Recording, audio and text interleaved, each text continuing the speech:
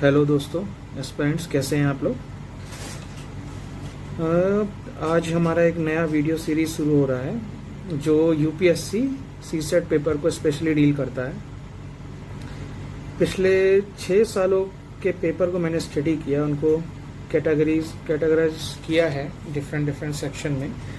तो इसमें आप देख सकते हैं, जैसे आपकी स्क्रीन पे होगा कि रीडिंग कॉम्प्रिहेंशन, क्वांटिटेटिव एप्टीट्यूड और लॉजिकल रीजनिंग, 3 मैंने वो बनाए हैं, 3 सेक्शन में इसको डिवाइड किया है। तो ओवर द इयर्स आप देखेंगे कि रीडिंग कॉम्प्रिहेंशन का जो सेक्शन है वो जो है कांस्टेंट रहा है, उसमें 25 से लेकर 30 के बीच में हमेशा क्वेश्चन आते हैं। लेकिन हुआ यूपीएससी ने इसमें किया ये है कि अब उन्होंने स्टैंडर्ड बहुत बढ़ा दिया है। जो लोग इस बार अपीयर ये हुए होंगे उन्होंने देखा होगा कि जो पैराग्राफ्स थे, तो paragraphs were from classical books. They were very hard to interpret and very hard to understand, even in English, even in Hindi. And there were multiple options. And even if you see the answer keys of reputed institute, these are also varying. And last year, as we noticed, almost 10 to 15 questions in reading comprehension, the answer was mismatched. So ऐसे cases में हमें क्या करना चाहिए UPSC CSAT paper के लिए। तो हमारे पास 2 सेक्शन बचते हैं, क्वांटिटेटिव एप्टीट्यूड और लॉजिकल रीजनिंग।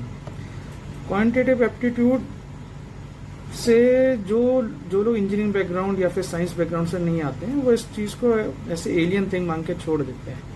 वो मोस्टली फोकस करते हैं रीडिंग कॉम्प्रिहेंशन पे, फर्स्ट उस पे, या फिर लॉजिकल रीजनिंग पे। लेकिन दिक्कत ये है कि फिर वही अनसर्टेनिटी आ जाती है कि क्या आंसर होगा क्या नहीं होगा। आपने उस टाइम प्रेशर में सही समझा, सही नहीं समझा, तो कई बार लोग उसमें फेल हो जाते हैं। ओवर द इयर्स मैंने ये नोटिस किया कि मिनिमम 30% लोग जो डिजर्विंग कैंडिडेट्स थे, they do not qualify because of this CSAT paper. कोई 1 नंबर से रह गया, कोई 2 नंबर से रह गया, कोई 3 नंबर से रह गया। तो इसको हल्के में लेने का चीज नहीं है। It should be studied properly with strategy. I'm not asking you to give your 100% time to this. Just give 10% of time. That's more than enough. You will score more than 100 plus in this section. Like, how many questions we need to attempt to cross the threshold barrier? Only 27 questions. Only 27 questions, and even lot of students failed to do so. So lot of my students requested me to start a video series. So this is my first video of UPSC CSET analysis, जहाँ मैंने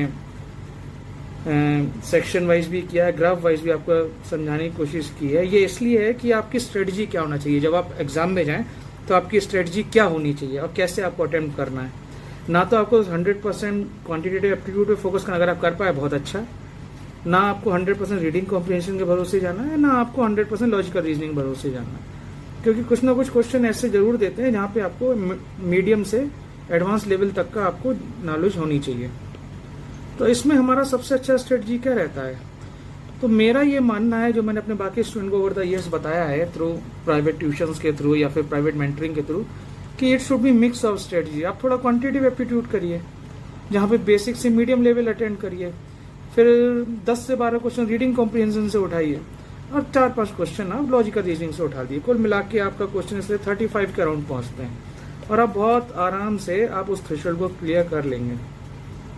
आपको कोई heavy fees देने की जरूरत नहीं है, यहाँ पे 15,000 20,000 आपसे चार्ज करेंगे। यहाँ इस चैनल पर इस वीडियो से सब कुछ आपको फ्री ऑफ कॉस्ट मिलेगा। और ये मेरा आपसे प्रॉमिस है, if you start following as I teach you, you will easily sail through.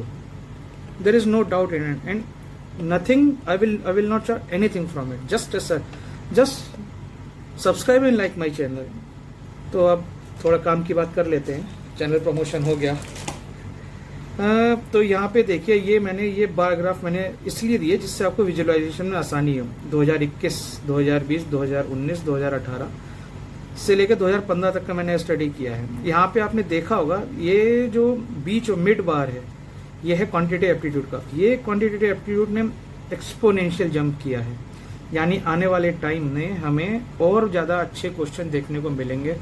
थोड़ा बेसिक से मीडियम लेवल के क्वेश्चन ज़्यादा देखने को मिलेंगे, थोड़ा उसमें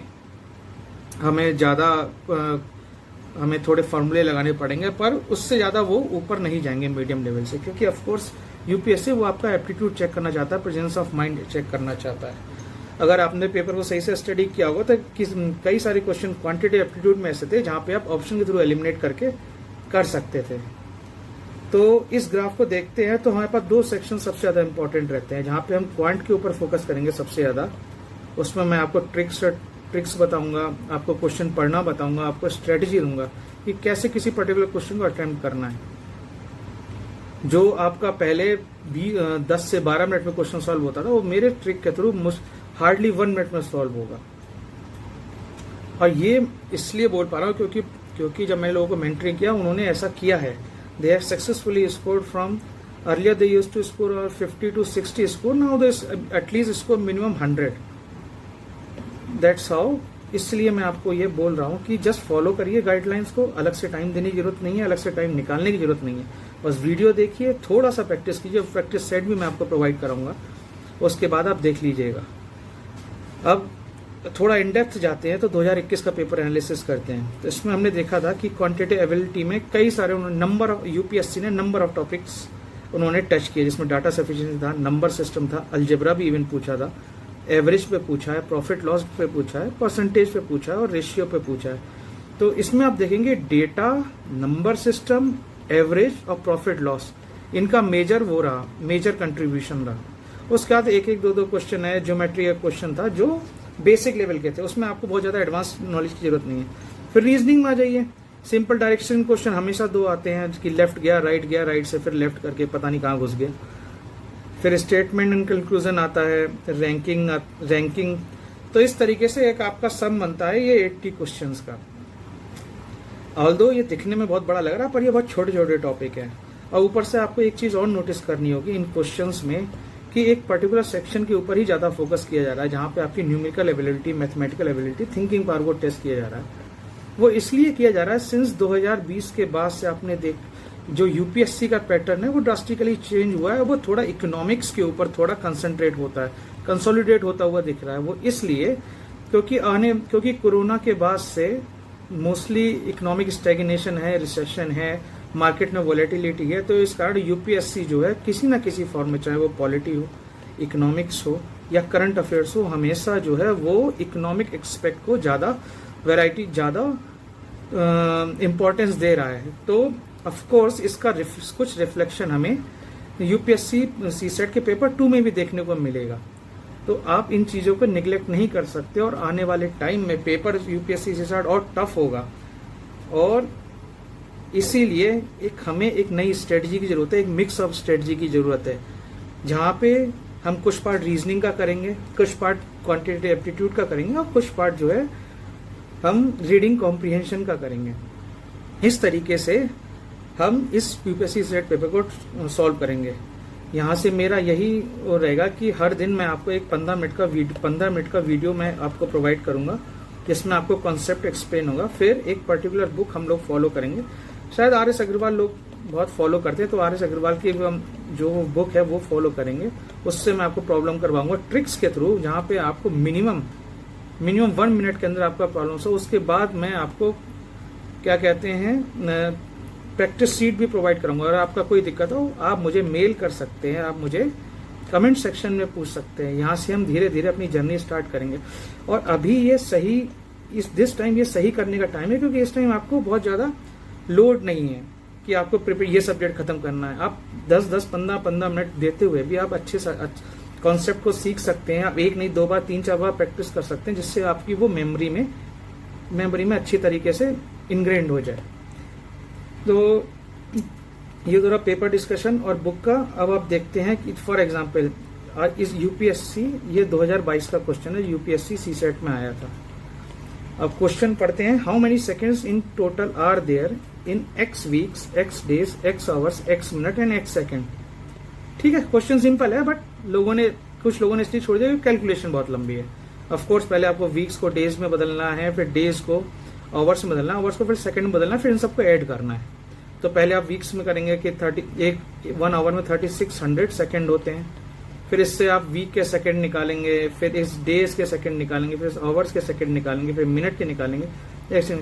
तो आप ये सोचिए कि यूपीएससी जब आपको पेपर दे उसे आपको क्लर्क थोड़ी ना बनाना है, कल को आपको बैंक में नहीं बैठाना है, उसको आपका प्रेजेंस ऑफ माइंड देखना है। तो इसमें सिंपल से आपको ये देखना था, आप ऑप्शन देखिए, शुरू के तो ऑप्शन तो ऐसे ही एलिमिनेट हो गए, क्योंकि 3600 सेकंड तो उसी में होते हैं एक उसमें, तो और ये सिंगल एक्स वीक्स में तो बहुत ज्यादा सेकंड हो जाएंगे। तो ये दो ऑप्शन तो हमारे वैसे ही डिलीट हो गए, बचे ये दो। बिना पेन चले इसको कैसे करेंगे कि आप इस पे ध्यान दीजिए, एक्स सेकंड मतलब एक्स एक अकेला जुड़ रहा है, एक्स इज, और बाकी सब में जब हम 3600 से मल्टीप्लाई करेंगे तो लास्ट की 2 डिजिट हमारी 00 ही आनी है। तो 00 आनी है, तो यहाँ पे कुछ इस तरीके से, यहाँ पे जो है कुछ इस तरीके से सिनारियो बनेगा कि जब एक्स वीक्स वाला होगा तो यहाँ पे कुछ 2 जीरो होंगे, फिर यहाँ पे कुछ नंबर ऑफ डिजिट होंगी, फिर एक्स डेज में होगा तो भी यहाँ पे 2 जीरो होंगे, यहाँ पे कुछ नंबर ऑफ डिजिट होंगी। इस तरीके से एक्स आवर्स जो होगा उसमें भी कुछ नंबर ऑफ डिजिट होंगे, यहाँ पे 2 जीरो होंगे। लेकिन जब एक्स सेकंड होगा, एक्स यहीं पे आएगा इस यूनिट प्लेस पे, यानी इस यूनिट प्लेस पे आपका 1 आना ही आना है, क्योंकि 1 एक्स जुड़ रहा है तो 1 आना ही आना है। तो ये आंसर हो गया, आपको पेन चलाने की भी जरूरत नहीं थी। इसीलिए जो यूपीएससी सीसेट का पेपर वो मिक्स होगा, जहां पे कुछ जगह आपको 2-3 लाइनों में आंसर मिलेगा, कुछ जगह आपको प्रेजेंस ऑफ माइंड दिखाना होगा। इस तरीके से बहुत आसानी से कर ले जाएंगे। तो ज्वाइन कीजिए हमारा चैनल, इस जर्नी में हमारा साथ दीजिए। और ये चैनल केवल यूपीएससी सीसेट के लिए नहीं, इवन यूजीसी नेट के एग्जाम में भी आप इससे आराम से कर सकते हैं। आप एसएससी में इस ट्रिक्स का हेल्प ले सकते हैं। आप common university entrance test CUET में आप इसका हेल्प ले सकते हैं। तो हमारा नेक्स्ट वीडियो शुरुआत करेंगे धीरे, मैं आपको टाइम टेबल प्रोवाइड करा दूंगा और वीक बाय वीक हम टॉपिक बाय टॉपिक एक एक टॉपिक को एक वीक में खत्म कर